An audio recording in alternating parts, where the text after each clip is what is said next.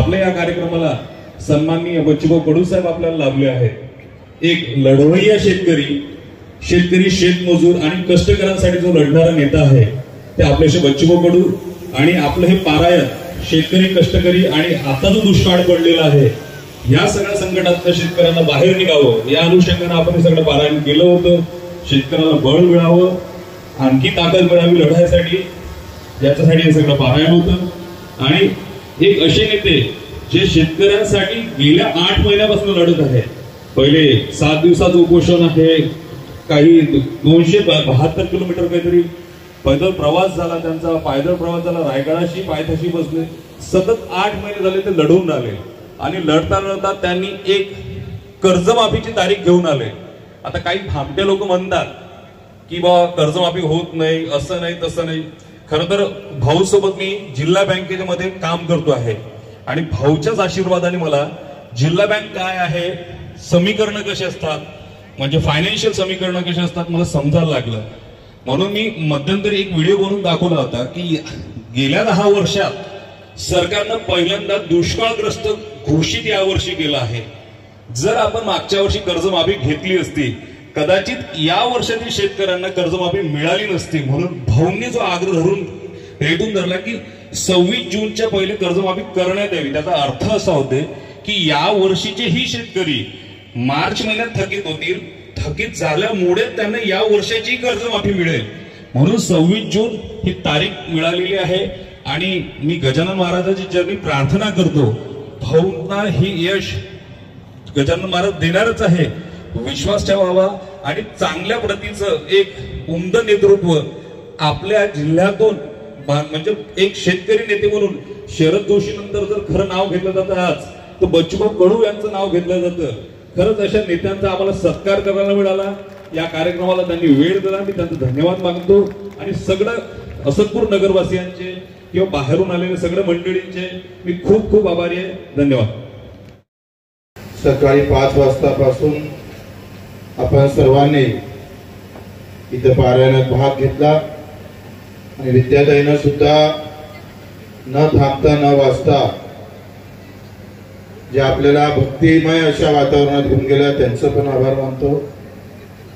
आमचे आनंद भाऊ काळे त्यांनी एवढा मोठा कार्यक्रम इथं आयोजित केला आहे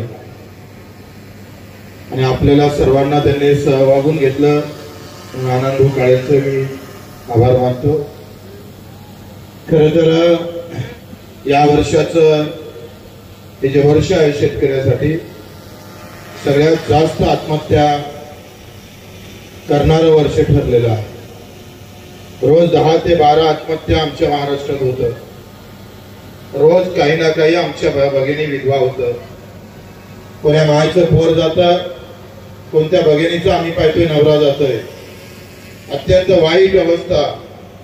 साधा सोयाबीनचे भाव 3000च्या वर ते जाऊ शकले नाही, कापसाचं काय होईल ते सांगता येत नाही।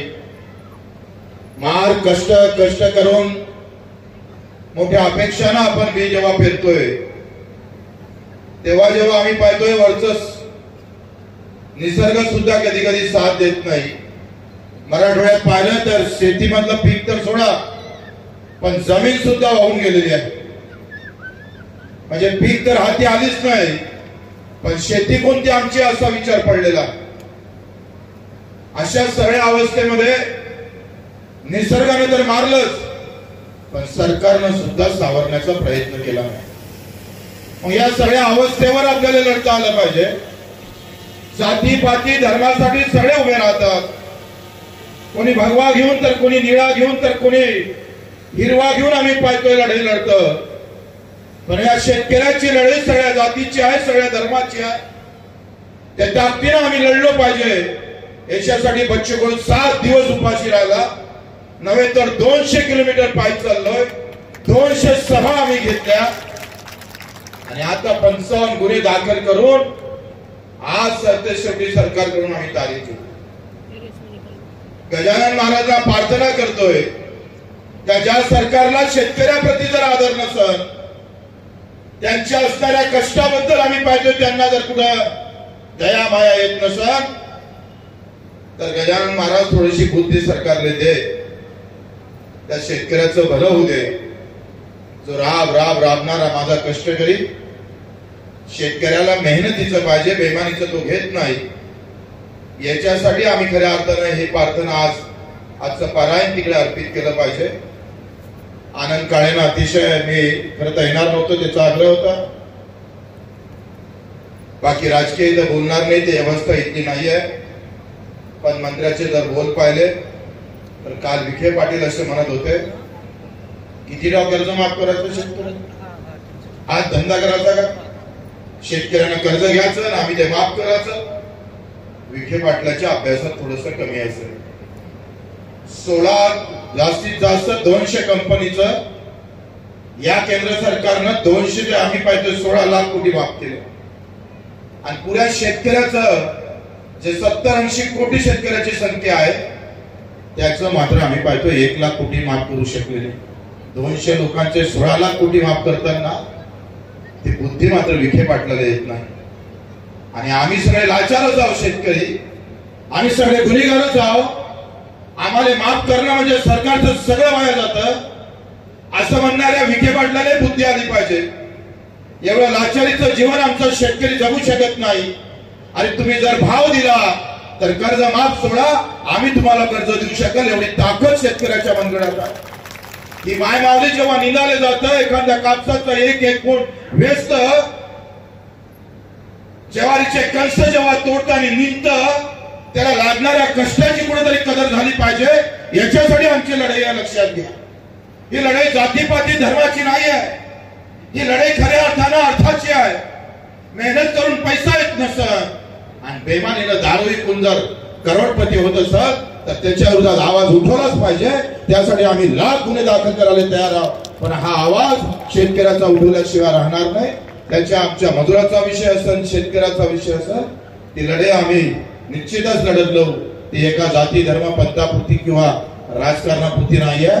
आपणही मायमावलीला विनंती करतो का आपण सुद्धा या कष्टाच्या लढाईच्या पाठीमागे आपण उभं राहिलो पाहिजे. आज आम्ही पाहतोय जो काहीच मेहनत करत नाही तो गर्भ श्रीमंत झाले, जे मार मेहनत करतं त्याच्या पोराले कुठं शिकारे टाकावं हे समजत नाही. पैसा नाही म्हणून शिक्षण नाही, पैसा नाही म्हणून आरोग्य चांगलं नाही, पैसा नाही म्हणून घर नाही, पैसा नाही म्हणून गाडी नाही, पैसा नाही म्हणून आम्ही पाहतोय आमचा मान पण नाही. आणि अशा व्यवस्थेत कष्ट करणारा उपाशी राहील आणि बेमानीला जगणारा मात्र तुपाशी राहील. तर त्याच्या तुपाची वाटी हिसकवण्याचं काम आम्हाला करावं लागतं. जे इमानदारीनं जगेल आणि मेहनतीनं काम करेल त्याच्या पाठीशी सरकार उभं राहावं याच्यासाठी आपण प्रयत्न केला पाहिजे. त्याची एक प्रामाणिक इच्छा आम्ही इथं व्यक्त केली. आम्ही निश्चितच हे लढाई जिंकलो आहोत. जर सरकारनं 30 जून 2026च्या आत जर कर्जमाफी केली नाही तर महाराष्ट्रातली रेल्वे आम्ही रुळावर चालू देणार नाही हे सुद्धा आम्ही इशारा दिलेला आहे. कारण शेतकऱ्याशिवाय इथं सरकार चालवणं कठीण केल्याशिवाय राहणार नाही. जे काय असेल ते शेतकरी शेतमजूर म्हणून आम्ही गाव खेड्यातून उभं राहावं लागेल. जाती पाती पार्टीचे बंधन सोडून मी शेतकरी म्हणून लढावं लागेल. अशा प्रकारची आपल्याकडून विनंती करतो आहे. आपल्या सर्वांचा आभार मानतो. या धार्मिक कार्यक्रमात मी शेतकऱ्याचं बोललो कारण जरी वरचा देव जरी आम्ही पाहतोय आमचा असं, पण धरतीवरचा देव माझा शेतकरी आहे.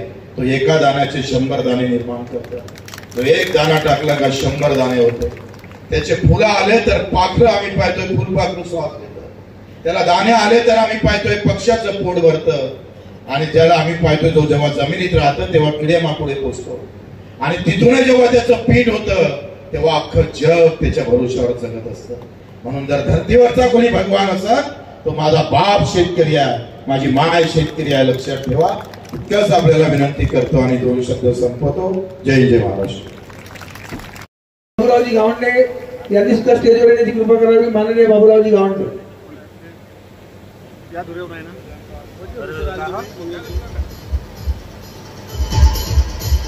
शेतकरी नेते माजी आमदार माजी राज्यमंत्री बच्चूभाऊ आहेत. बच्चूभाऊ, ज्या पद्धतीनं विखे पाटलांनी हे विधान केलं आहे, एवढा मोठा नेत्याने बरोबर नाही ना असं विधान करणं, म्हणजे ह्या विचार करायला पाहिजे ना या गोष्टीचा काहीतरी.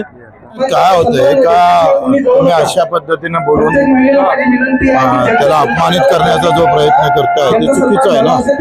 एकीकडे मुख्यमंत्री माफीची घोषणा करतो, दुसरीकडे तुम्ही त्याला नामोहरण करण्याचा प्रयत्न करताय. त्याच्यामुळे शेतकऱ्याची आत्महत्या वाढन आणि विखे पाटलाला जर शेतकऱ्याची आत्महत्या अधिक वाढवायची असेल तर अशा प्रकारचे बयान करू नये. एवढा मोठा कृषी मंत्री राहिलेला माणूस, त्यांच्या वडिलाची जे ख्याती आहे, किती डाव कर्जमाफी करायची, मग तुम्ही किती डाव पैसे खायचे, किती डाव तुम्ही मंत्री वाचून पैसे खायचे, तुम्हाला किती डाव होता येतं, किती डाव पैसे खाता येतं.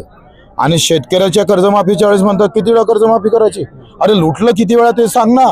विखे पाटलाला आव्हान आहे माझं का तुम्ही घेऊन या भाजपचे कार्यक्रम आणि मी त्या स्टेजवर येतो, मग आमच्या शेतकऱ्याची लूट किती केली ते पाहू आणि तुम्ही दिलं घेतं ते पाहू. याच्यानंतर असं जर वक्तव्य केलं तर आम्ही सोडणार नाही कोणाला. कारण शेतकऱ्याला अशा प्रकारचं त्याला लाचार करणं, त्याला लाचारीसारखं जगवणं, त्याला शिव्या शाप देणं, त्या कर्जमाफ तुमची किती करायची म्हणजे काय तुम्ही मालक झाले. कंपन्याचे जेव्हा कर्जमाफी होतं तेव्हा बोलायला जातं का तुमचं. म्हणजे त्याला अपमानित करायचं सोडलं असं तर हे चुकीचं आहे आणि त्याच्या विरोधात आम्ही कायम राहणार आहोत. तर भाऊ ज्या पद्धतीनं तुम्ही आता नागपूरला मोठं आंदोलन केलं, पण सोशल मीडियावर काही कॉमेंट करून जागेवर बसून आता कंपनीवाले मी तुम्हाला तुमच्या बाजूने 1000 कॉमेंट्स पैसे देऊ शकतो, त्यांना आता काही विषय नाही आहे. जर युट्यूबवर जर कॉमेंट्स तुमच्या बाजूने द्यावं लागेल तर 200 रुपयात 1000 होते, फेसबुकवर 1000 रुपयात 2000 होते, तो काही विषय नसतं. सामान्य शेतकऱ्याला विचारा यांना.